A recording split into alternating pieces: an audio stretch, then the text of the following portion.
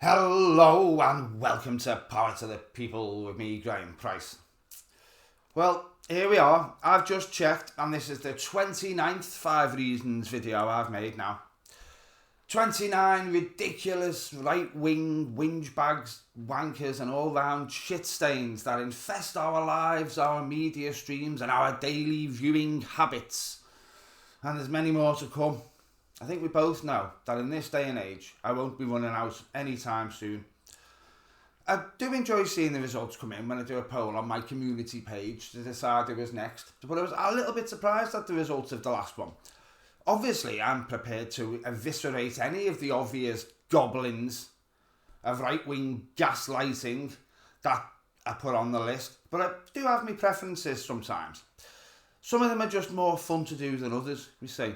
Obviously, some are just so utterly horrid that having to research them can depress me for a week.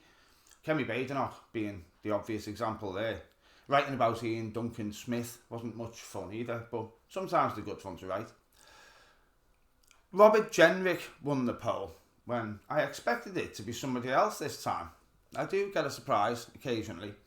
There's quite a lot to say about a man like Robert Jenrick, and I don't doubt you will have your own particular brand of disgust for him. So if I haven't chosen one of the things that he's done that particularly offended you, then feel free to tell me about it in the comments. But for now, here's 5 of the reasons I think Robert Jenrick is a twat. Right after this. I was just looking at my channel analytics and I noticed that 53% of people who watch my videos weren't subscribed. The pain. Come on, just have a quick check that you've subbed, liked and rang the bell. Make a skinny old scouser a little bit happier today. Now, I often start these videos by talking about something horrible that the right-wing scrotum in question did in their more formative years. Like Nigel Farage being reprimanded for drunkenly wandering around town singing Hitler Youth songs. Kemi Badenoch laughing about hacking into Harriet Harman's private information. Or Bullingdon ballbag Boris Johnson burning a £50 note in front of a homeless person. Jenrick is quite average for a Tory in his early life though, to be honest. He's a couple of years younger than me, as most people seem to be nowadays. And he was born in Wolverhampton and went to a grammar school, followed by Cambridge University. He got a bachelor's degree in art. He then studied political science in Philadelphia for 2 years in the mid-2000s.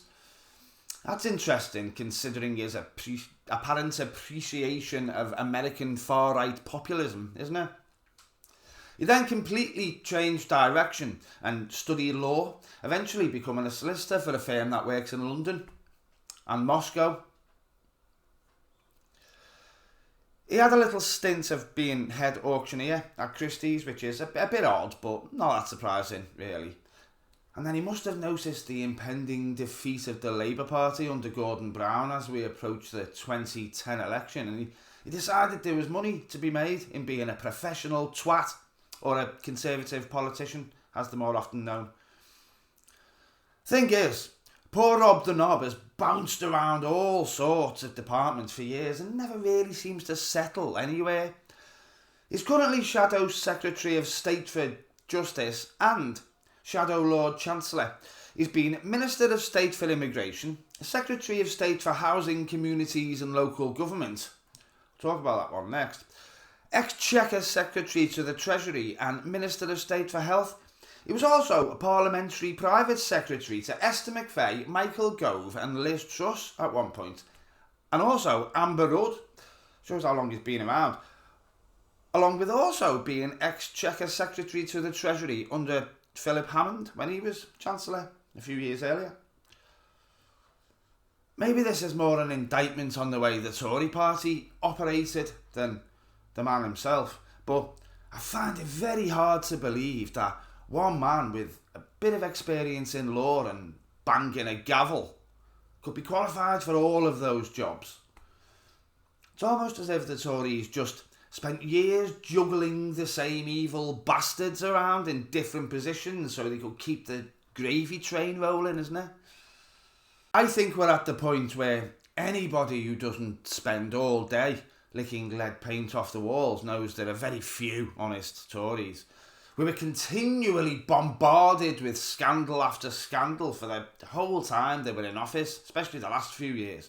Years before Spaffer Johnson himself spoke of his scattergun strategy of so many gaffes, stories and scandals that the public don't get a chance to properly digest any one of them. Roar! Bastard. But the Tories were doing this years before he was in office anyway, because they're all utterly horrible, corrupt shitbags. Robert Jenrick went above and beyond the usual levels of Tory twattery when he met property developer Richard Desmond, though, a man who made his fortune in the porn industry and had given some large donations to the Conservative Party. Without declaring any conflict of interest, Rob the Knob spent a month chatting to Desmond about various ways he could help him subvert planning laws and costs involved in an estate he was trying to construct on the Isle of Dogs in London. Bear in mind, a planning authority had already looked at Desmond's plans and decided that the housing was not at all suitable for the area, and that a tower included as part of the structures would be unsightly and dominate the skyline. Look, Robbie Jenrick didn't give a fuck about the residents though, and he couldn't give a shit about planning permission or respect for the local councils either. He was the Tory Secretary of State for Housing and Local Communities, and god damn it, there was money to be made for the party. And himself. You see, Jenrick's interventions not only circumvented the local council's authority, but also allowed Richard Desmond to save £150 million in costs that would have gone directly to the taxpayer. I'd imagine Mr. Jenrick was imagining that he was going to get a share of that. A brown envelope that'd have to be delivered on a fucking forklift truck. Thankfully, this was uncovered by a judicial review and some Labour MPs, and eventually it got to court where it was revealed that a significant donation had been made to the Conservative Party after planning permission had been granted. Of course, Jenrick tried to lie, deny and misinform all the way through proceedings, even taking steps to ensure certain documents could not be released or used as evidence at one point. Does an innocent man take steps like that? The High Court eventually ruled that Jenrick had acted unlawfully by reason of apparent bias. Jenrick later said he accepted the court's verdict, but that there hadn't actually been any bias and that they were just wrong and he was right. You know, because arrogant fucking Tory. Then Boris said the matter was closed, and the papers decided it wasn't worth reporting. The television media tried their best not to mention it, and all the right-wing pundits mocked anybody who dared question it, until, you know, the whole story went away and he got away with it. Fuck's sake. As I mentioned earlier, Honest Bob studied politics in America and is very much enthralled with the Mango Mussolini and his methods. Jenrick, having fully bought in to, you know, the philosophy of fascists, has jumped on the bandwagon that rolls through the dimmer and duller parts of England where people are most afraid of Sharia law and Muslimic ray guns and read the Daily Mail every morning. You know, the type of people that say, they should integrate and then we wouldn't hate them. But actually live in a city with Sadiq Khan, a Muslim so well integrated that he's been elected mayor 3 times, has no trace whatsoever of an accent, doesn't have a beard, doesn't wear Muslim clothes, has lived in England for decades, you know, and they still spend all day posting racist memes about him on Twitter. Those kind of people. Not integrated enough, apparently. Well, Rob the Knob has taken note of how telling lies about foreigners and scaring stupid people worked out so well for Donny Judas Trump in his first term, and he decided he wanted a bit of that.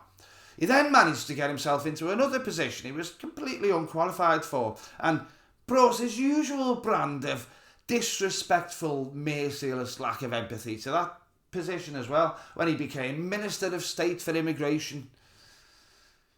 This was when he was really able to let his far-right tendencies spill out, making some utterly horrendous statements and decisions, and of course telling blatant lies to the public about immigration repeatedly.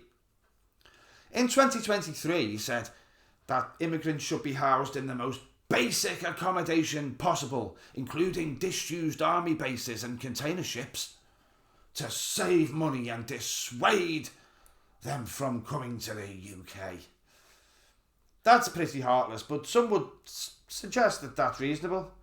I disagree, but we all know these people are out there and they somehow think asylum seekers should live in a cardboard box under a bridge and eat slugs and still be thankful, don't they? In April of that year, he said, accommodation for migrants should meet their essential living needs and nothing more. Thing is, he already knows that's what happens. Honest Bob is fully aware that they already only get essential living needs and nothing more. What he was trying to do was subtly enrage racists and stupid people, thinking that, somebody might be getting something for nothing. Obviously, after his comment about container ships, he fully backed the absolute farce that was the Bibby Stockholm, a barge that housed 500 asylum seekers in deplorable conditions off the southern coast. You remember, the one that was so poorly maintained that there was an outbreak of Legionnaire's disease before it had even been opened and seen its, first residents. The one where a guy killed himself because he was so terrified at the idea of being sent to Rwanda against his will. The one where it was supposed to be 3 ships, but we only ever got 1, even though we paid for all 3, because the Tories were too incompetent to even arrange proper docks for them, and also partly because almost all coastal UK towns told the Tories to fuck right off when they basically asked them if they could house a prison ship in their waters. The Bibby Stockholm, Mr. Jenrick was in full favour of that. And I haven't even got round to mentioning when he forced an asylum seekers reception centre specifically for children to remove pictures of Disney characters from the walls because they were too welcoming.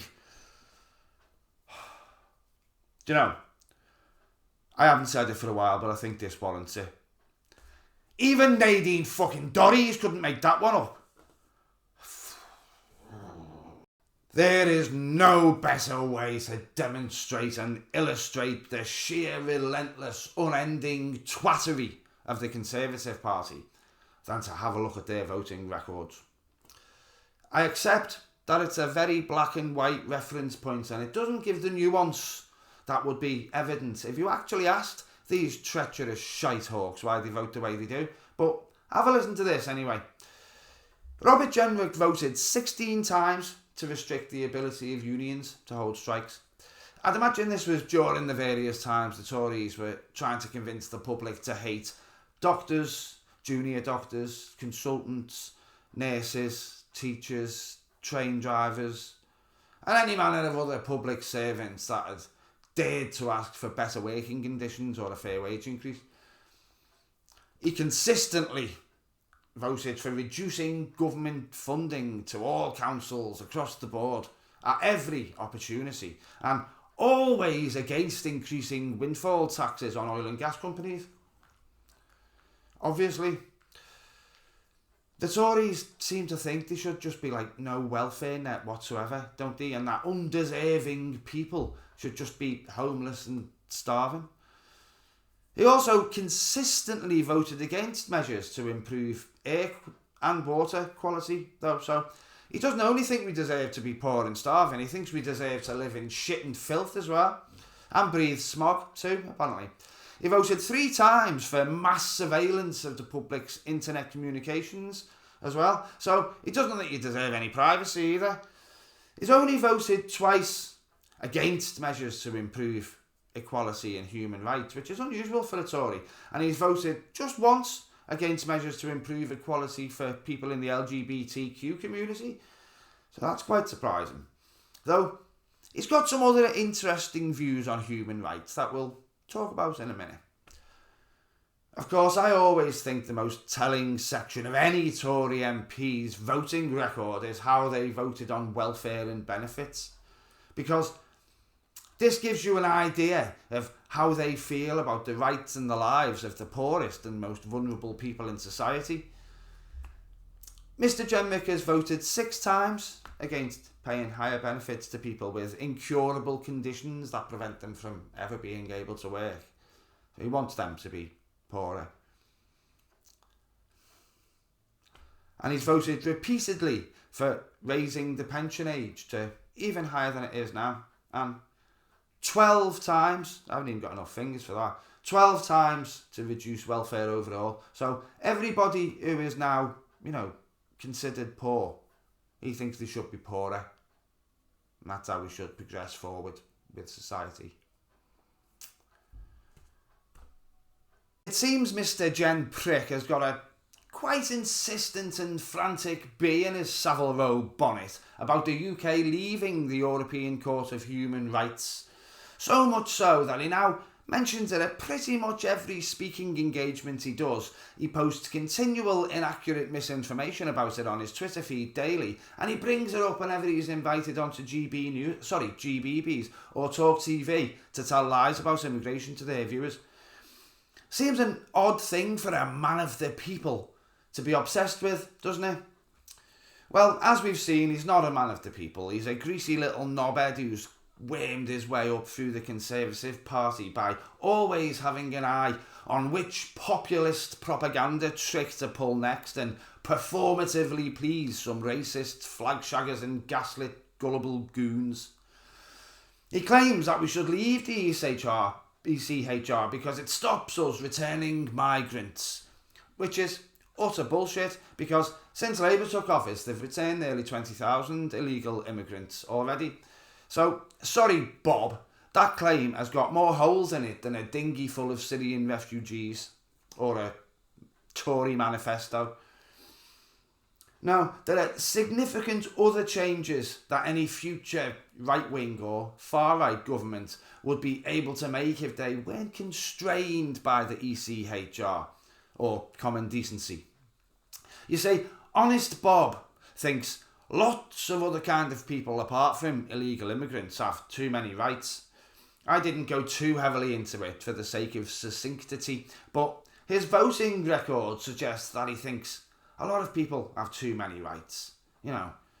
Workers, unemployed people, disabled people, those who need to claim a pension or any kind of benefits. He thinks they all have too many rights. Really though, and probably most insidiously, I think all of that is just a bonus for him.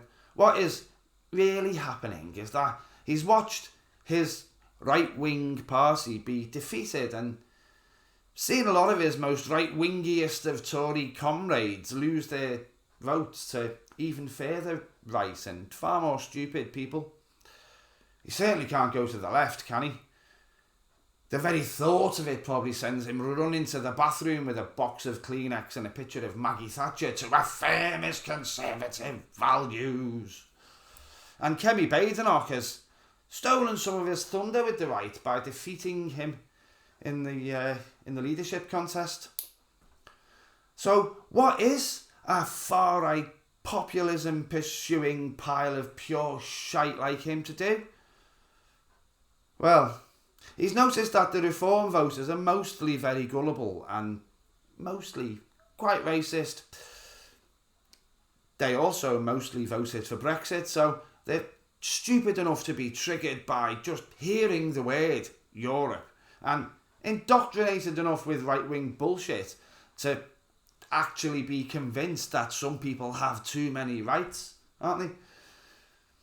So something called the European Court of Human Rights is an ideal vehicle for this populism at the moment, especially when Reform UK have already spent some time convincing legions of fucking drooling cretins who don't even know what the letters ECHR stand for, to be sure they should be terrified of it. Just like the WEF, they're terrified of that as well. Don't know what it is, but they're terrified of it. Nigel told them. That's the kind of man Robert Jenrick is. A man who is happy to see a whole nation of people lose basic human rights if it means he can manipulate enough racist, gullible people and fucking morons to vote for him. What an absolute twat, eh? Thank you for watching if you've gotten this far. What did you think then? Did I sum up Honest Bob in 5 short statements, or was I just rambling? Either way, there's a lot more I could have said about him.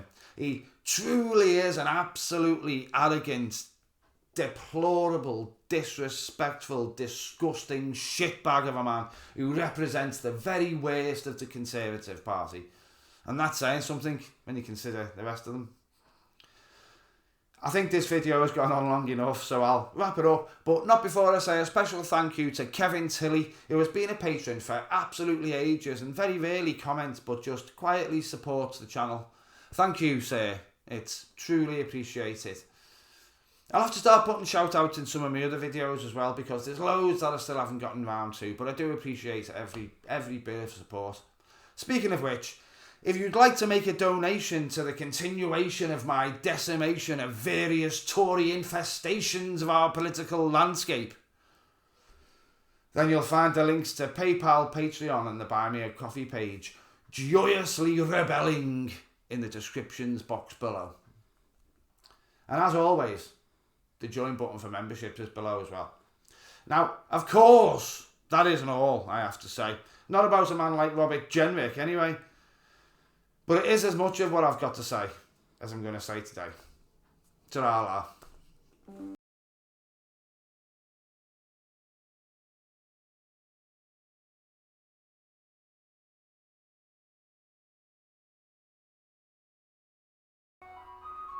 It's an ice cream van right outside my door.